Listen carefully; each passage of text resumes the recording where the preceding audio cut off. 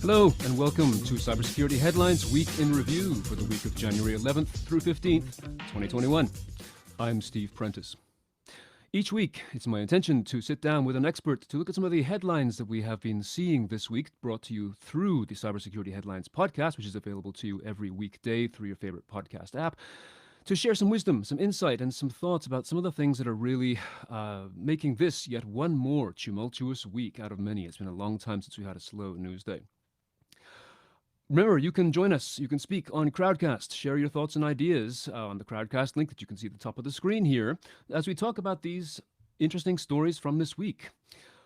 My guest today almost needs no introduction at all. This is Alan Alford, who is CISO of NTT Data Services. And he is a face that we all know and love around the CISO series community. He's been on Defense in Depth for almost 2 years now, and this is actually his last week. He'll be moving on to some other interesting challenges moving ahead from here, and of course we're looking forward to hearing about it, and of course we will share the link to his new podcast coming up at the end of our show here. So Alan, welcome to the show. Thank you for having me. It's wonderful to be working with you. And our sponsor for this episode is IT Asset Management Services, and you will be hearing from more about them as we go through our session here today. So let's look at what's going on in the world here, Alan. We're going to be talking in the next 20 minutes just about 8, maybe 9 headlines from the podcasts of this week, including tomorrow morning's podcast. Just looking for your thoughts and ideas about these things. The first one that comes to our mind here is Clearview, which is an interesting approach to facial recognition technology. It has been a little bit perhaps controversial in the way that it obtains its facial recognition data from social media sources rather than traditional mugshots and other kinds of government-oriented information. It has seen a 26% increase in usage since the march on the Capitol last week, mostly through local police departments looking to help with the FBI in searching for people who were involved in that event. So Alan, what do you think about the use of Clearview as a new technology? It's a really interesting proposition. On the one hand, my first reaction is, oh my God, Big Brother, right? Just my first instinct was to think through that and start to paralyze a little bit, even on, what does this mean for all of us? The reality is, though, it's kind of a collusion of existing things. So I'm not sure it's as scary as it sounds at face value, right? First of all, we know that, these kinds of services have already existed, like you said, from driver's licenses, mugshots, FBI databases. These kinds of facial recognition things have been around forever. The fact that these guys are mining for their sources, social media, just means, stuff that we put out in public is in fact out there in public, right? They always warn you not to, not to have stupid stuff on your social media when you're applying for a job, right? And I think it's something very similar to that. It's a little scary, but the reality is we're throwing that stuff out to the four winds, and if we don't care about our privacy and we're giving it out to the public and making it publicly searchable, then, that's kind of on us if they find our image and use it. I mean, one of the guys raiding the Capitol might also be the same idiot that was doing keg stands in Florida last spring, on Facebook, right? That's on him. My Facebook isn't shared. I do a little bit of Facebooking with friends and family, and it's not searchable. You can't find me. There's privacy settings available. So I don't think it's at first as scary a proposition as we really think it might be. I think if we dig a little deeper, that all of us still have enough control over social media that we can do these things. And again, my face is out there. Everyone knows who I am. I would expect them to be able to harvest it. I think this is part of what we call digital literacy now, just the awareness of how information is distributed, and the fact that, yes, your face and your image is just like the photographs that you place on Facebook and have been doing for 10 years. So interesting observation, however, that is being used for this kind of detective or crime-fighting work.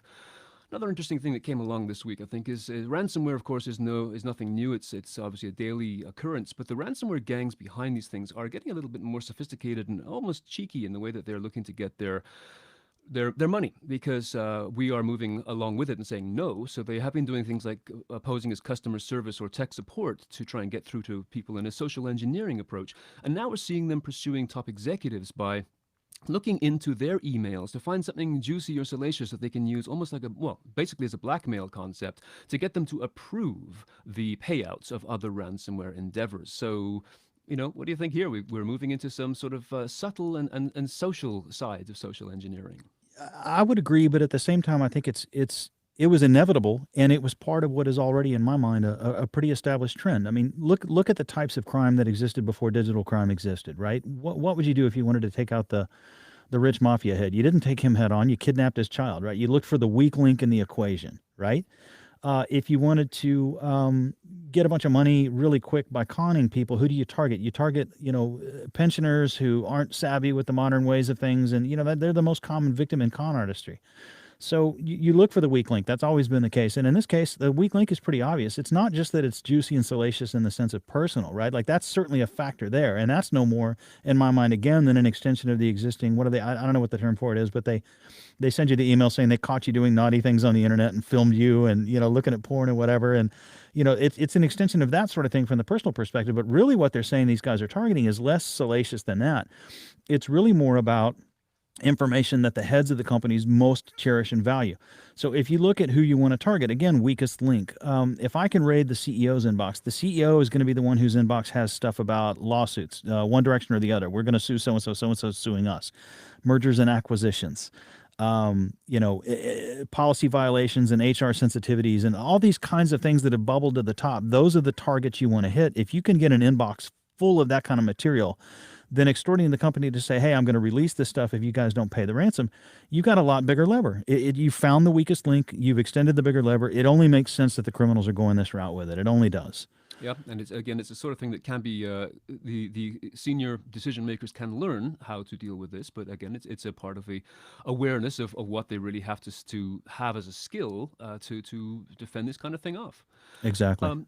In Singapore, there has been an interesting development, which I sort of saw coming the way down the road here. A lot of countries are now using contact tracing apps for basically to keep aware of the numbers and the obviously the spread of the COVID virus in the various countries. But the Singapore government is now mentioning they are going to be using this data. They have sort of turned around and said we're going to be using this data in criminal cases, both to extrapolate data not only from suspects but also from witnesses, but they give everyone their complete assurance that this will be taken care of in a secure fashion, and the information about witnesses will be stripped away, let's say, in terms of neutralized, so there's a privacy issue there. But do you see a red flag in terms of other countries seeing this opportunity to use this data to their other ends? Plenty of red flags here. Let's deconstruct first of all the assurances that the victims and the innocents who are cataloged and categorized and stored away and identified, that they can somehow be protected. We all know best of intentions is one thing. The reality of when digital hits the street is another, right? Sooner or later, the bad guys will crack that database, and sooner or later, the innocents will be revealed. So there's a terrifying proposition there that if all you have is the government's assurance that no, we'll take care of your database, as we'll see in other headlines in this show, the government doesn't always have the best skills and capabilities when it comes to protecting things. They're not the best funded. They're not, government is not exactly what you consider to be cutting edge, right? So that's a terrifying prospect there. And looking at this one through an exclusively tinfoil hat lens, and I had to do this for a moment when I read this article, a brief thought went through my head, and it was a terrifying thought, and it was a very tinfoil thought. I'm a little hesitant to even share it because it's that crazy and paranoid, but I'm going to go ahead and throw it out there. If you make participation in a medical ID tracking system mandatory, and you then have a criminal class who you are using that tool against, then what you've really done is encouraged your criminal class to go underground and not participate in the medical process. And so thinking that through to its fullest extent, what you're really saying is, what a great vehicle to kill off your criminal class. And that's where I was like, okay, that's full tinfoil hat material there. But there's some scary precedents there. You have to think through these kinds of societal implications. And as it turns out in Singapore, they're only doing the compliance, the mandatory compliance for certain areas and buildings so far, but that means it's even easier to skirt it. And to be a criminal now is to say, I don't want to have anything to do with your COVID anything, and to run for the hills. And so now you've got criminals with COVID running around hiding from people, infecting everyone around them. There's no, so you're setting up a terrible dichotomy by crossing those two wires. It's similar in a way to the sort of lockdowns that certain towns are doing right now, in the sense that you can lock down a town and people just simply take off to another town where the lockdown isn't so heavy to do what they wanted to do. It's very hard. It's like herding cats to keep people in a way that's going to be beneficial for the entire population. So yes, very interesting, both from the criminal side and also, of course, from the once again the danger of storing private data, and the fact that, as we know, this data is never always easily stored and kept totally securely. Obviously, This has been a week where social media has ruled both in a good and a bad way, and we've seen numerous different examples. So I just compiled four things here, which they're different and separate. But we've seen, obviously, Twitter and Facebook and a number of others issuing blanket bans to a number of people, not just simply in the United States, but elsewhere as well, based on the nature of the speech that they put. So moving forwards with a ban on speech. We've seen an interesting thing with Parler being removed and then scraped through again some, I guess, almost amateurish coding in terms of the creation of the way in which the information was stored. Interestingly enough, we're seeing speaking from Angela Merkel and also representatives from the French government and Bolsonaro in South America saying that the whole notion of muzzling people through social media should not happen. So interesting allies in this particular debate. And of course, finally, we're seeing a large move towards Signal as WhatsApp is becoming more and more under the fold of Facebook, of course, and the data sharing responsibilities you have to do is that with WhatsApp is making Signal more appealing. So big week for social media. Big week indeed. And one thing Signal does for those who use it, if you've got other people in your contacts who join the Signal network and fire up the Signal app, you actually get a pop-up in Signal that says so-and-so has joined Signal. And in the last 24 hours, I think I've gotten like 8 of those. Just ding, ding, ding, ding, ding, ding, ding. All these new people joining Signal. So that one's real. That's happening. That's statistically verified by one CISO's iPhone. So that's an interesting piece, and then to the censoring thing, like that's the 900-pound gorilla on the table. Let's go ahead and tackle it a little bit, right? We've got to talk this thing through without getting into politics, because the politics are so hairy and so nasty and so fiery right now around all this. But there's a couple of salient points I think that can be made. Some people have been saying it's a violation of free speech, and obviously the First Amendment free speech applies to the government, not to Twitter or Facebook or CBS, NBC, whoever decides to do whatever censoring they decide to do. So these private entities do in fact have the right to not let you broadcast on their network, right? This is a fact. But then we get into the laws about is it a network with editorial control versus is it for example, a telecommunications infrastructure, right? Nobody holds the phone company liable when two criminals pick up the phone and plot a murder, But if two people do that on Facebook, suddenly there's some expectation on the part of Facebook that something is done. Okay. And I cannot remember, I want to say that's Article 230 or something like that. But the idea being that we've got a First Amendment, which doesn't apply here, despite a lot of people blowing that whistle. But we've got this whole idea of what are these entities? Are they carriers or are they somebody with editorial control? And if they have editorial control, then we are actually potentially, by screaming that they should be dealing with these things that way, risking even further editorial control, because if they truly take on that mantle 100%, they're going to be filtering out so much more today than what we even think should be or ought be, depending on what our political leanings are and who we're for or against right now. Just understand precedence is the key word to all of this thinking right now, right? It's important to me, super important to me, that as we're freaking out, and I don't care if you're pro-Trump, anti-Trump, pro-Biden, anti-Biden, whatever it is, Antifa, Black Lives Matter, I don't care what side of the fence you're on. Right now, it's a very emotional time. Right now, there's a very antagonistic relationship in America between two factions, and that is the worst possible time to make decisions that will affect us 20 years from now when things are peaceful again. But now we've made a really radical change in power and a change in shifting in editorial capability. So to me, it's really frightening. It's scary that an entity like Facebook can snap their fingers and suddenly somebody's voice is silenced. Like that's a little scary. That's a lot of power concentrated in one hand. But, it's a little known fact. It came out, it was kind of a quiet press event, but it came out long after the Democratic primary, for example. People that are worried about Trump is the one being censored now.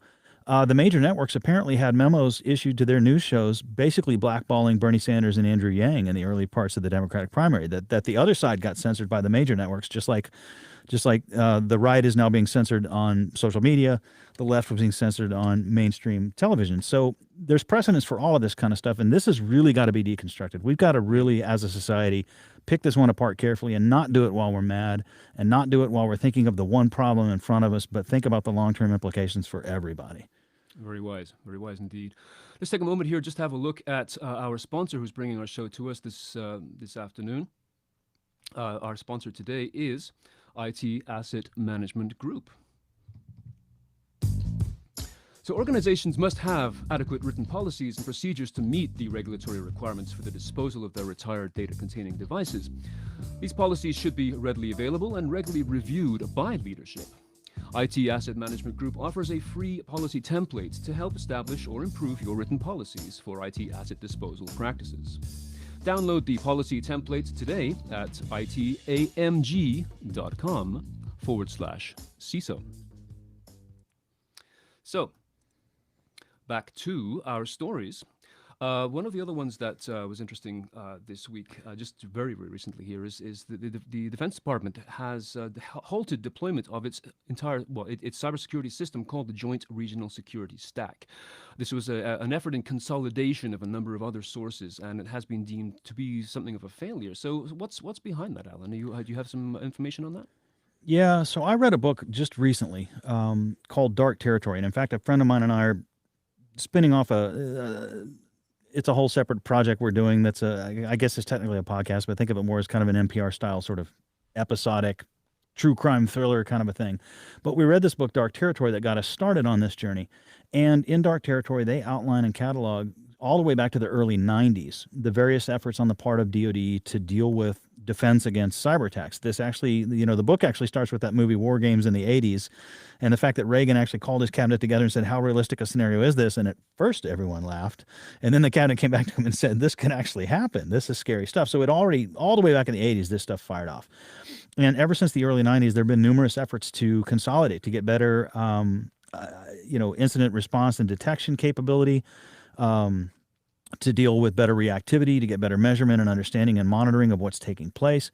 This has been an ongoing effort for DoD, and there's been a lot of efforts through the years, and all the ones I read about in the book ultimately didn't work either, which is really scary to me. I would argue that this is one of the largest and most complex networks out there, and you talk about critical systems and infrastructure type concerns, like obviously with DoD, that's to the nth degree.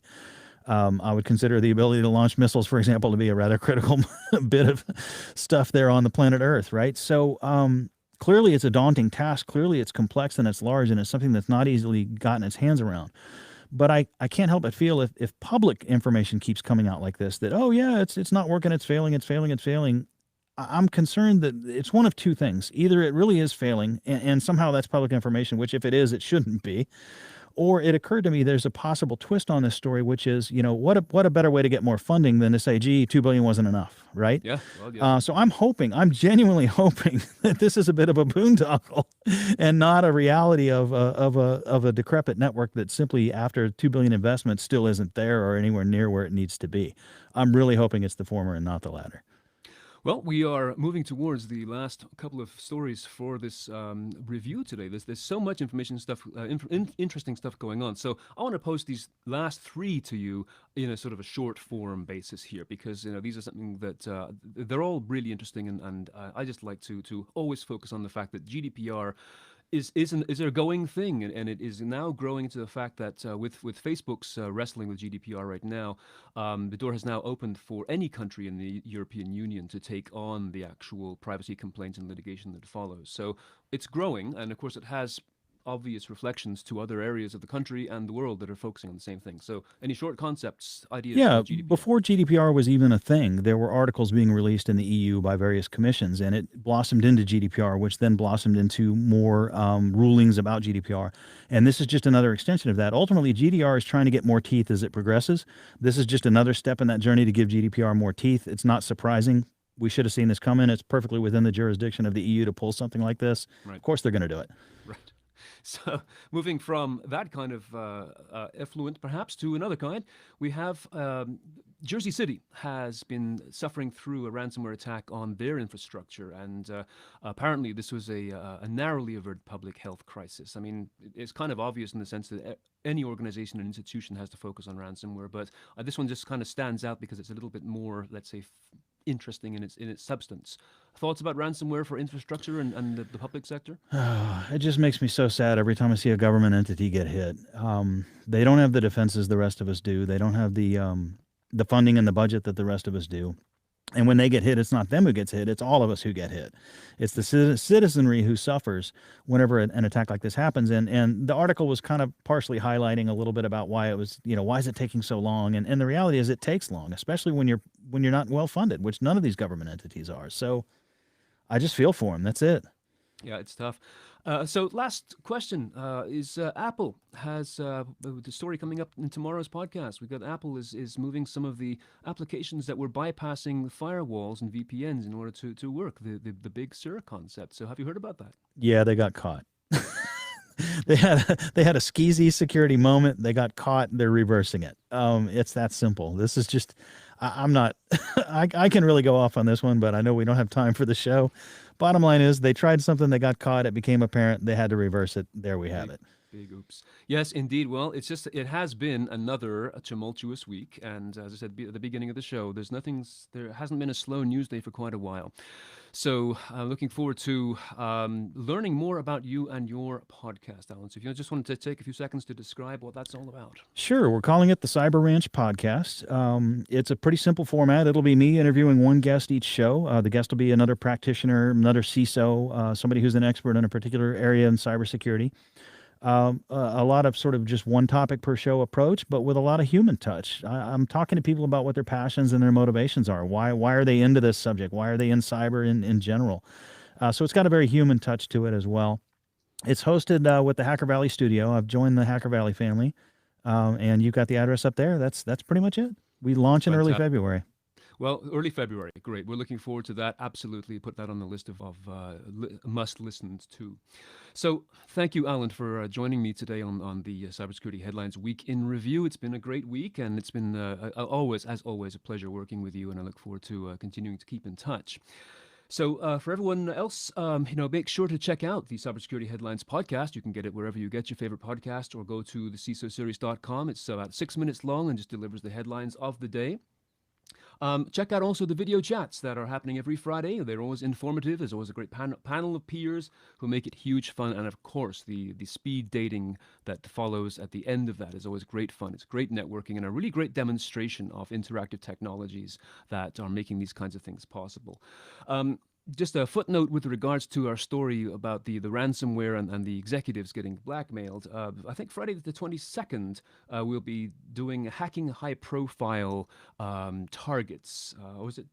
We'll get the exact number up, but the exact date. But we do have a session coming up just on hacking high-profile targets. So do keep an eye out for that. And it's on the 22nd of January, as a matter of fact. I've got that here. So keep an eye out for that. And do come back and join us again next Thursday for another summary of Week in Review for next week, which I promise is also to be another very busy week. So thank you for joining us here today. And I hope you will come back. And in the meantime, just stay safe, keep learning, and we will see you again very, very soon. I'm Steve Prentice. Thanks again. See you soon. Bye-bye.